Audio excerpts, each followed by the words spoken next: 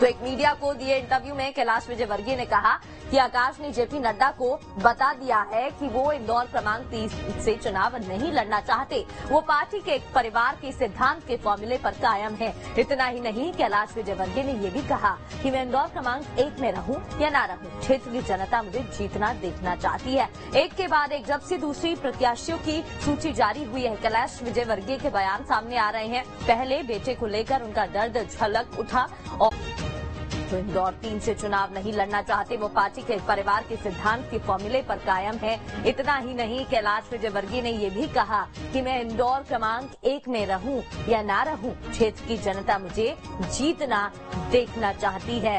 इंदौर से बड़ी खबर आपको बता रहे हैं, कैलाश विजयवर्गीय के एक के बाद एक बयान सामने आ रहे हैं। जब से दूसरी प्रत्याशियों की सूची जारी हुई है, उसके बाद से कैलाश विजयवर्गीय के अलग अलग बयान देखने को मिल रहे हैं। चौंकाने वाली सूची सामने आती है, जहां सांसदों को विधानसभा चुनाव में ग्राउंड जीरो पर उतारा जाता है और कैलाश विजयवर्गीय को इंदौर क्रमांक 1 से ग्राउंड पर उतारा जा रहा है, चुनाव में लड़ने के लिए उतारा जा रहा है। कैलाश विजयवर्गीय जो जब भी बीजेपी के लिए ग्राउंड जीरो पर आए हैं, हमेशा उन्होंने जीत ही हासिल की है और ऐसे में एक बार फिर से पार्टी ने उन पर विश्वास जाहिर किया है, विश्वास जताया। लेकिन बयान कई सामने आए। कैलाश विजयवर्गीय का एक बयान ये भी आया, न्यूज स्टेट पर पल पल की अपडेट हम आप तक पहुंचा रहे हैं, जहां उन्होंने कहा कि मैं इस फैसले से ना खुश हूं और पार्टी का जो भी निर्णय है वो मानना होता है, लेकिन मैं इस फैसले से ना खुश हूं। और अब आकाश विजयवर्गीय को लेकर ये बयान, और चलिए इस पर ज्यादा जानकारी लेंगे। हमारे साथ हमारे संवाददाता आशीष जुड़ गए हैं। आशीष, देखिए एक बड़ी खबर सामने आ रही है, कैलाश विजयवर्गीय के हम देख रहे हैं एक के बाद एक कई बयान सामने आ रहे हैं और अब आकाश विजयवर्गीय को लेकर उन्होंने खुलासा किया है, चौंकाने वाला बयान दिया है कि वो इंदौर क्रमांक 3 से चुनाव नहीं लड़ना चाहते, चिट्ठी भी भेज दी है। बिल्कुल, ये इंदौर में कैलाश विजयवर्गीय इस तरह लगातार बिल्कुल। आशीष रोकना चाहूंगी, हमारे साथ कांग्रेस प्रवक्ता सुरेश जुड़ गए हैं, उनसे बातचीत कर लेते हैं। सुरेश शर्मा जी हमारे साथ जुड़ गए हैं। सुरेश जी, बहुत बहुत स्वागत है न्यूज स्टेट पर आपका। उठा और अब जो बयान सामने आ रहा है उसमें आकाश विजयवर्गीय को लेकर एक खुलासा वो करते दिखाई दे रहे हैं कि वो इंदौर क्रमांक 3 से चुनाव नहीं लड़ना चाहते। इस पर आपका रिएक्शन?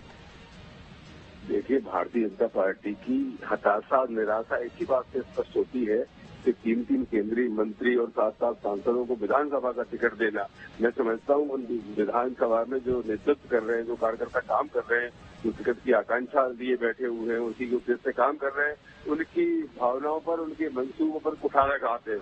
पहली बात। दूसरी बात, भारतीय जनता पार्टी ये जान चुकी है कि इनके सारे विधायक हार रहे हैं, सीटों की आने की संभावना है। ऐसी दशा में इन्हें बड़े नेताओं को उतारने की जो कोशिश की है, वो बड़े नेताओं में कैलाश विजयवर्गीय बड़े स्पष्ट वक्ता है और उन्होंने अपने बेटे को जब आगे किया था, इसका अर्थ ही ये है। इंद्र सलूजा जी भी हमारे साथ जुड़ गए हैं, बीजेपी से प्रवक्ता है, उनसे जान लेते हैं। स्वदेश शर्मा जी हमारे साथ जुड़े हुए हैं, कांग्रेस से प्रवक्ता है, और नरेंद्र राजनीति नहीं करती। कैलाश विजयवर्गीय जी को टिकट मिल गया तो आकाश विजयवर्गीय स्वाभाविक रूप से खुद मना कर रहे हैं, मैं चुनाव नहीं लड़ूंगा, क्योंकि भारतीय जनता पार्टी में इस तरह का नहीं चलता कि पिता भी चुनाव लड़ ले, पुत्र भी लड़ ले, भाई भी लड़ ले। अब ये तो वो पार्टी तो नहीं जहाँ दिग्विजय सिंह जी भी मंच पर बैठे होते हैं, जयवर्धन सिंह भी बैठे होते हैं, लक्ष्मण सिंह भी बैठे होते हैं और प्रियव्रत सिंह भी बैठे होते हैं, पूरे जितने रिश्तेदार हैं की आवाज बैठे होते हैं, कमलनाथ जी बैठे होते हैं, नकुलनाथ जी बैठी होती हैं, या तमाम उनके परिवार के लोग होते हैं, यहाँ बेटा विधायक। बिल्कुल स्वदेश जी, मैं आपको बता दूंगी वो क्या बोल रहे हैं अगर आप तक आवाज नहीं पहुंच पा रही है। जी नरेंद्र जी। जी देखिए, ये भारतीय जनता पार्टी में इस तरह से नहीं चलता है, कांग्रेस में चलता है। एक परिवार के हमने देखा कि पति पत्नी चुनाव लड़ लेते हैं, पिता पुत्र लड़ लेते हैं। हमने देखा कमलनाथ जी प्रदेश कांग्रेस अध्यक्ष विधायक या नकुलनाथ जी वहीं से बात करवाए। अभी हमने एक सभा में मंच पे देखा, अशोकनगर में सभा हुई, कमलनाथ जी के दाएं बाएं जयवर्धन सिंह मंच से भाषण दे रहे थे। भारतीय जनता पार्टी में इस तरह की परिपाटी नहीं, इसलिए आकाश विजयवर्गीय ने स्वाभाविक रूप से मना किया। अब प्रहलाद पटेल लड़ रहे थे, जालम सिंह पटेल चुनाव में लड़ेंगे। नरेंद्र जी, ये इसलिए मना किया गया है क्योंकि परिवारवाद की जो नीति है पार्टी फॉलो नहीं करती है, या फिर क्योंकि कोई ऑप्शन नहीं बचा था, इस वजह से ये निर्णय लिया गया है? देखिए, भारतीय जनता पार्टी चुनाव को गंभीरता से लेती है। हमने अपने बड़े नेताओं को मैदान में उतारा और बड़े नेताओं ने पार्टी के आदेश को माना। अब से कांग्रेस में साहस है कि नेतृत्व कमलनाथ जी को, दिग्विजय सिंह को, अरुण यादव को कैसे टिकट। ठीक है। स्वदेश जी जुड़े, उनसे जानना था। स्वदेश जी, नरेंद्र जी का कहना है कि कांग्रेस में इतना साहस है क्या, क्योंकि परिवारवाद की जो नीति है वो बीजेपी पार्टी फॉलो नहीं करती है, और इस वजह से अगर पिता को यहाँ पर टिकट दिया गया है तो बेटे को टिकट नहीं मिल रहा है, ये स्वाभाविक है। जी स्वदेश जी। जी बताएं। स्वदेश जी, यहाँ पर नरेंद्र जी बोल रहे हैं कि कांग्रेस में इतना साहस है क्या, क्योंकि देखिए बीजेपी परिवारवाद की नीति अपनाती नहीं है, क्योंकि पिता को टिकट मिला है तो स्वाभाविक है बेटे को टिकट नहीं मिलेगा। ऐसा कांग्रेस में होता है, बीजेपी में नहीं होता। अरे हाँ, बीजेपी में तो कुछ भी नहीं होता। बीजेपी में चाहे वो किसी भी बड़े नेता के पुत्र हो, कोई चुनाव लड़े ही नहीं। पिछले बार आकाश विजयवर्गीय को भी टिकट नहीं मिला था, पता नहीं कहाँ से आ गए किरण लड़े।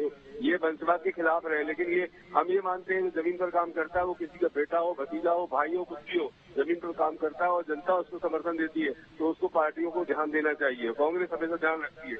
मैं समझता हूँ भारतीय जनता पार्टी हताशा निराशा की ओर जा रही है, और ये निश्चित रूप से आने वाले इस चुनाव में इनको ये दिख जाएगा कि हवाबाजी और घोषणा भी होने का अर्थ क्या होता है। मैं समझता हूँ भारतीय जनता पार्टी हताश और निराश हो चुकी है। अब तो ये इस तरह के हथकंडे अपना रही जिनको जनता ने केंद्र में भेजा कि भैया लोकसभा आप देखिए, तो लोकसभा के उन लोगों की सारी जनता है वहाँ का जो मतदाता है उसके तो सारे काम रुक जाएंगे ना, तो विधायक इनका जीतेगा कैसे? जनता नाराज है। तो 7 सांसदों को टिकट देना और 3 केंद्रीय मंत्रियों को टिकट देना ये तय करता है, ये सिद्ध करता है कि भारतीय जनता पार्टी अब हार रही है, इसलिए इस तरह के हथकंडे अपना रही। मैं समझता हूँ अब सफाई कुछ भी देता है भाजपा का प्रवक्ता, लेकिन मैं समझता हूँ कुछ होने वाला नहीं है। चाहे मोदी जी पूरी ताकत लगा लें, चाहे मोदी जी डेरा डाल लें यहाँ, चाहे ईडी, सीबीआई, जो भी जितनी संस्थाएं हैं, IT वाईटी सबको डाल दे। मैं समझता हूँ जैसा कर्नाटक में फाटक लगा ना भाजपा में, उससे बड़ा फाटक यहाँ लगने वाला है भाजपा में। चलिए ठीक है, नरेंद्र जी जुड़े हैं, उन्हीं से जान लेते हैं। नरेंद्र जी देखिए, यहाँ पर एक बयान सामने आ रहा है जहां पर आकाश विजयवर्गीय का कहना है कि एक पार्टी, एक परिवार, एक सिद्धांत के फॉर्मूले पर कायम है और इसी पर वो चलते हुए नजर आ रहे हैं। हालांकि अब विपक्ष की ओर से बयानबाजी तंज सामने आ रहे हैं कि ये सब दिखावा है, बीजेपी डरी हुई है और इस वजह से इस तरीके के बयान भी सामने आ रहे हैं और इस तरीके का फैसला भी लिया गया है। जी नरेंद्र जी। मेरे से लड़ती है कि कांग्रेस नहीं है कि कमलनाथ जी चुनाव में वोट डालने नहीं जाते हैं और कहते हैं कि उनके पास समय नहीं है, विधानसभा के सदन में नहीं बैठते, बोलते मैं बकवास सुनने नहीं बैठता। हम हर चीज को गंभीरता से लेते हैं, चाहे पार्टी के काम हो चाहे चुनाव। पार्टी ने आदेश दिया तो हमारा नेतृत्व भी कुछ चुनाव लड़ने को तैयार हो जाता है। हमारे वहाँ वो बड़ी पार्टी नहीं है कि मैं बड़ा नेता हूँ, चुनाव नहीं लड़ूंगा, मैं मना कर दूंगा, मुझे टिकट देने का किसी में साहस नहीं। पार्टी कार्यकर्ता के नाते किसी को भी कोई भी दायित्व सौंप सकती है, हर नेता उसको स्वीकार करता है, क्योंकि हमारे लिए हर चुनाव गंभीरता से होते हैं। हमें चुनाव जीतना है, हमें सरकार बनाना है, हमारे लिए पार्टी सर्वोप्रिय। वहीं स्वदेश जी का कहना है कि ये सब दिखावा है। बहुत बहुत शुक्रिया आप दोनों का तमाम बातचीत के लिए। राशि ट्रांसफर करेंगे।